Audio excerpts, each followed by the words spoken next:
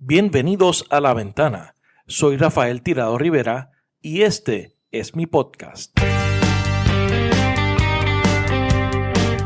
Trataremos de darle sentido a las noticias de la semana, hablaremos con datos y miraremos a Puerto Rico y el mundo desde una ventana diferente. Bienvenidos al tercer episodio de La Ventana. Como de costumbre, mi nombre es Rafael Tirado Rivera y hoy estaremos dialogando o comentando tres noticias que me parecen importantes. En primer lugar, la Junta de Control Fiscal envía la reforma laboral a la legislatura. ¿Qué responde el presidente del Senado? Veremos en breve sobre ese particular que dice el presidente. No termina el drama del chat de WhatsApp. Itza García participó, tuvo que comparecer ayer ante la Comisión Estatal de Elecciones. Seguirán rodando cabezas en este caso. Y el 1 de mayo, todos a la calle. Le voy a dar tres razones por las cuales yo creo que hay que participar, tres razones por las cuales yo voy a participar del 1 de mayo. También vamos a tener los tweets de la semana. Esta es una sesión nueva para no sé, comentar algunos tweets y algunos mensajes que se dan a través de las redes sociales que tienen impacto mediático. Y entonces comentar un breve comentario sobre ello. Espero que les llame la atención. La próxima semana tendremos una entrevista muy interesante con la senadora Rosana López León. Con ella hablaremos un poco de su trayectoria y sobre algunos temas interesantes y obviamente temas de actualidad como los planes fiscales, entre otras cosas. También ya la semana que viene estaremos anunciando la próxima entrevista, una entrevista muy especial de una aspirante al Congreso. Ya esa la anunciaremos próximamente. Sabes que puedes seguir este podcast y suscribirte a través de iTunes. Y allí también te invitamos siempre a darle a las estrellitas. Danos 5 estrellas para que la gente nos pueda escuchar y conseguir. También estamos en Stitcher, en Podbean y también estamos en Google Play. Así que gracias a todos por la sintonía. Sabes que me pueden conseguir a través de mis redes sociales como Rafael Tirado Rivera en Facebook, en Twitter, en Instagram y próximamente en YouTube, que también podrán ver las entrevistas que vamos a tener en este podcast. Así que comenzamos. Pero yo lo cité, espero que venga, porque el proyecto... Espera que venga. Sí, bueno, él ha ido a todos los medios y se ha expresado, ¿verdad? Pues lo invito a que venga aquí y que se exprese. Si él tiene alguna circunstancia particular que requiera seguridad extrema o tiene alguna preocupación, pues yo estoy dispuesto a atenderla, ¿verdad? A ver de qué manera lo manejamos, pero lo invité para que esté con nosotros aquí y el proyecto que él le pide a la legislatura que evalúe, que él venga a defenderlo. Bueno, es que yo creo que él va a venir porque yo lo he visto a él muy parlanchín en todos los medios, así que yo creo que él puede venir. Y ahí escucharon la reacción del presidente del Senado, Tomás Rivera Schatz, Tommy Bean Tommy, ante la presentación por parte de la Junta de Control Fiscal de la medida de reforma laboral que ellos certificaron junto con los planes fiscales la semana pasada. Para dar un poco de trasfondo, la Junta de Control Fiscal con los planes fiscales también aprobó una propuesta de reforma laboral que es basada básicamente en la propuesta del gobernador Rosselló, la que presentó hace 3 o 4 semanas atrás y que luego retiró. Esta propuesta incluye la eliminación del bono de Navidad para los empleados del sector privado, incluye la reducción de los días por enfermedad, la reducción de los días de vacaciones, bajo la teoría de que este tipo de reforma estructural es lo que nos va a hacer más competitivos, entonces eso es lo que va a mejorar la economía. Como nosotros hablamos la semana pasada con el doctor Antonio Fernosa Jebien, esta reforma no va a hacer nada para fomentar el trabajo ni reactivar la fuerza laboral. Esto es una medida neoliberal con el propósito de adelantar una agenda de unos sectores que siempre han estado detrás de estas medidas, como por ejemplo también la medida que permite la libre remoción de los empleados, que convertiría a Puerto Rico en una jurisdicción de employment at will. O sea que usted está a merced de su empleador, a pesar de que no eliminan la mesada, pero usted lo pueden despedir sin ninguna causa, sin darle explicación. Y entonces esa medida, esa supuesta reforma, como le llama la Junta de Control Fiscal, fue presentada esta semana a la legislatura. Entonces el presidente del Senado lo cita a José Carrión III a una vista pública para que defienda el proyecto, para que defienda la medida, el próximo martes 1 de mayo a las 11 de la mañana. ¿Y qué pasa el martes 1 de mayo? Ese día es el Día Internacional de los Trabajadores. Hay sendas actividades convocadas, una en el área de Atorrey de la Milla de Oro, otra se supone también que está pautada para el área del Capitolio, una marcha que termina en el área del Capitolio, y entonces otras marchas que van a terminar en el área de Atorrey. Ese día, con ese ambiente, Tomás Rivera Schatz le dice al presidente de la Junta de Control Fiscal que vaya a defender su medida ante el Senado. Y yo creo que el presidente del Senado se quedó un poco corto, porque quien también debe de ir allí a exponer y a defender esa medida es precisamente el gobernador Ricardo Rosselló. Ricardo Rosselló es el autor intelectual de estas medidas. De hecho, junto al presidente del Senado y el presidente de la Cámara, que estuvieron sentados con él en la conferencia de prensa en que se hicieron públicos esa reforma laboral. Pero entonces, Ricardo Rosselló se echó para atrás. ¿Por qué? Porque él, con las medidas, presentó un aumento al salario mínimo federal en $1, a cambio de quitar todos esos derechos a los trabajadores del sector privado.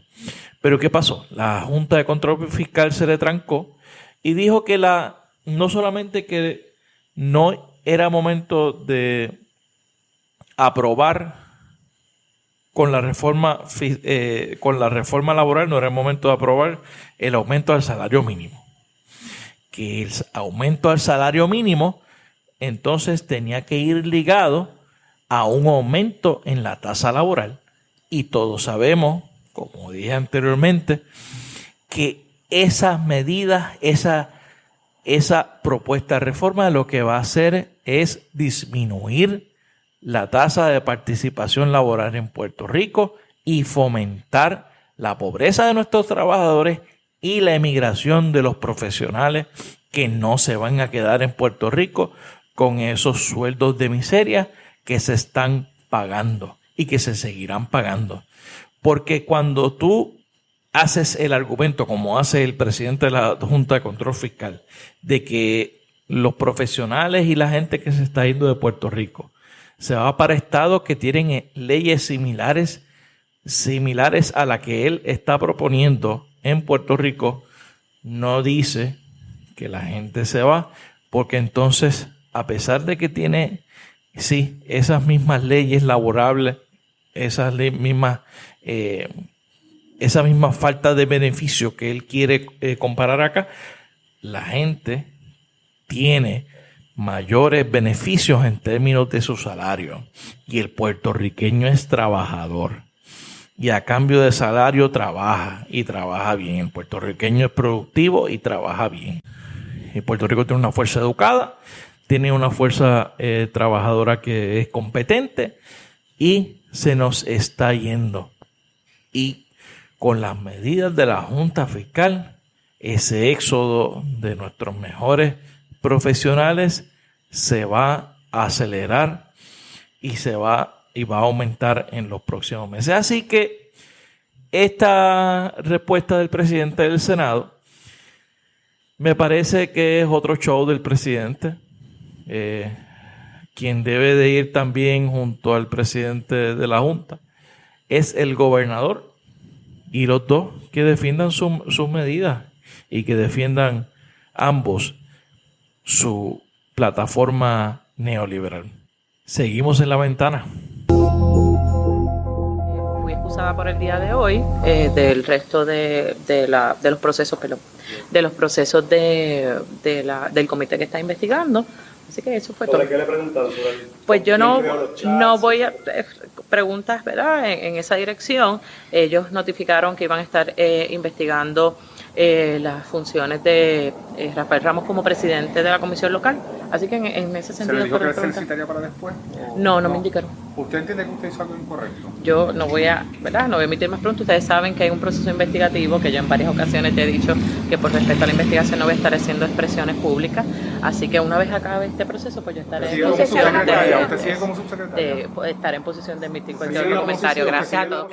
Acabamos de escuchar a la todavía, a esta hora, que sepamos nosotros, la subsecretaria de la Gobernación, Itza García, a su salida de la Comisión Estatal de Elecciones, en donde tuvo que ir luego de un requerimiento que se hizo al Tribunal Superior ante la incomparecencia de ella y su negativa de cooperar con la investigación que se lleva a cabo en todo lo relacionado al chat de Moca, el famoso tema del chat de Moca, que me parece a mí que no es una cosa trivial, tal vez porque es un chat, porque está en WhatsApp, puede sonar una cosa tonta, algo inofensivo, pero lo que hay detrás es algo muy peligroso para Puerto Rico por la forma en que se manejan sus asuntos electorales y la forma en que se manejan las instituciones y sobre todo cómo se abusan de los procesos. La señora Itza García no es una mera espectadora del chat, ni es una persona que estaba allí mirando lo que estaba pasando sin compartir información. Esta es la persona que crea el chat. Esta es la persona que crea el grupo.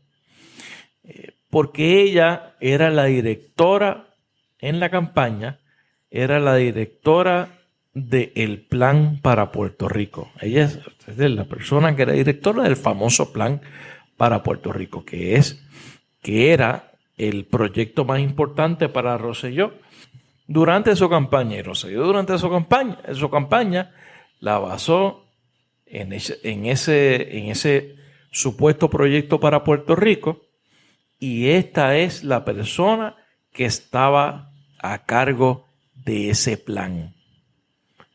Estaba a cargo de redactar ese plan y velar, luego de la victoria del gobernador Rosselló, velar desde Fortaleza su implementación. Esto significa que Itza García es una persona muy cercana al gobernador. Y esta persona tan cercana al gobernador, cercana en aquel momento al candidato, había organizado una conversación en la que se incluyó a un juez y en el cual él solicitaba guía para hacer determinaciones de asuntos de derechos relacionados a las elecciones, relacionados a las votaciones en el proceso electoral. Y eso, si eso no es ilegal, si eso no es una falta y un atentado contra la democracia, pues entonces aquí lo que hay que hacer es cerrar el gobierno, cerrar el país y olvídate, y entregarlo todo. Porque como tenemos un juez que está nombrado para dirigir el proceso electoral porque es una figura imparcial para ser árbitro entre los partidos políticos, y entonces nosotros lo traemos a una conversación en donde él hablaba del gobernador Rosselló, como del candidato en aquel entonces Rosselló, como el jefe, y se referían a RR como el jefe. Era la persona que mandaba. era la persona a la que ellos se debían. Y lo más interesante en el día de ayer, la información que tenemos es que Itza García, durante su comparecencia en la Comisión Estatal de Elecciones, admite que ella sabía que Rafael Ramos Sáez era juez, y era un juez que veía, que presidía una junta de inscripción permanente y tomaba decisiones sobre la elección. Ahora me gustaría que pudiéramos conocer si este era el único juez que participaba de todo este esquema. Me gustaría saber si este es el único caso, en ese caso de Moca, si es el único chat que hay por ahí, si es el único juez que intervino, si los que estaban en estas conversaciones también estuvieron o participaron en otras conversaciones que pudieron haber sido objeto, que pueden ser objeto de esta investigación. Yo creo que la figura de Itza García no es salvable. En el caso de Fortaleza, creo que su salida es una cuestión de tiempo. Y sobre todo yo espero que haya resultados de la investigación que se está realizando en justicia. Ya la señora secretaria de Justicia dijo que había culminado la investigación, está en la última etapa de generar el informe. Yo espero que sea un informe contundente, que sea un informe serio, que sea completo, que sea transparente y que la verdad salga a relucir. Porque al final del día, aquí hay muchas cosas en juego y lo más importante es la democracia y el juego limpio en las elecciones. Seguimos en la ventana. El 1 de mayo es un día muy significativo. En Puerto Rico se ha unido a una tendencia a nivel global de celebrar demostraciones ese día, que es el Día Internacional de los Trabajadores. Se celebra en todo el mundo. En Puerto Rico, en los últimos años, ha tomado una nueva dimensión y una nueva importancia debido a la lucha en contra de la Junta de Control Fiscal y en contra de las medidas de autoridad que nos empujan desde el gobierno. Y yo creo que es importante que hablemos un poco de eso. Yo voy a participar. ¿No? He decidido que no me voy a quedar en mi casa. Quiero compartir con ustedes 3 razones por las cuales yo voy a participar y los exhorto a participar. Ese día hay 2 manifestaciones. Un grupo se reúne en el Parque Muñoz Rivera, en el área del Escambrón, y parte en marcha hacia el área del Capitolio. Otro grupo se va a reunir en el área de Atorrey, lo que es la Milla de Oro, cerca de las instalaciones del edificio que alberga la Junta de Control Fiscal. Y allí se van a concentrar diversas marchas que salen desde distintos puntos de San Juan, del área metropolitana, de Atorrey, de la UPR, de la Plaza Rupert, que es lo que también será una gente de diferentes puntos del área metropolitana. No importa las razones por las cuales usted quiera participar, no importa la marcha o la demostración que usted quiera ir, lo importante es que vaya, participe, que lo cuenten, hágase contar, demuestre su indignación, porque en Puerto Rico, como yo he dicho en otras ocasiones en este espacio, en Puerto Rico la democracia se nos muere en las manos. Las decisiones más importantes las toman gente por quienes nosotros no votamos. Gente que no reside aquí. Gente que no tiene, que no va a ir a una elección en los próximos años en donde uno pueda ajusticiar con su voto la decisión, pasar juicio sobre las decisiones que toman. Y entonces la participación ciudadana, el activismo ciudadano, el ir a la protesta, a la marcha, se convierte entonces en una necesidad dentro del espacio democrático que yo entiendo que debemos de recuperar. En segundo lugar, aquí hay una cultura en donde se demoniza la protesta y el que protesta. Y se dice también de que la protesta es una actitud tercermundista ante la vida, división de mundo. Y mire, y eso es falso. En Estados Unidos es el país donde mayor activismo social hay en el mundo. Las protestas, el fin de semana de la presidencia, el fin de semana en que asumió la presidencia de Donald Trump, fueron mucho más grandes e históricas que la cantidad de gente que fue a la inauguración del presidente Trump, porque la gente se movilizó. Hemos visto en los pasados meses enormes movilizaciones de los ciudadanos en Estados Unidos en favor de mejores leyes que controlen la tenencia y la posesión de armas. Hemos visto científicos marchando por el acceso a fondos para investigación científica que han sido recortados por el presidente Trump.